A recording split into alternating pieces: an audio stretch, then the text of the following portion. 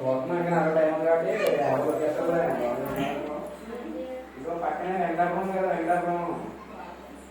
ఎవరో ఇంక బాగా వస్తాను నా దగ్గర అనుకున్నాను ఆ ముగ్గురు వచ్చినాక మనం సరిపోతాయి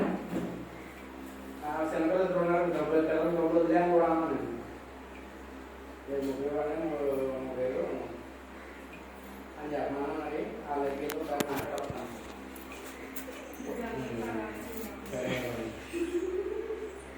లేవండి ఏదైనా వచ్చేసే ఒకసారి ఫోన్ చేయండి అలాగే అలాగే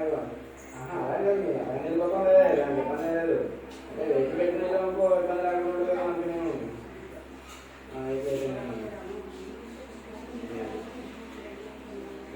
మరి ఎప్పుడైతే ఎలా వెళ్ళిపోతాం ఆడింది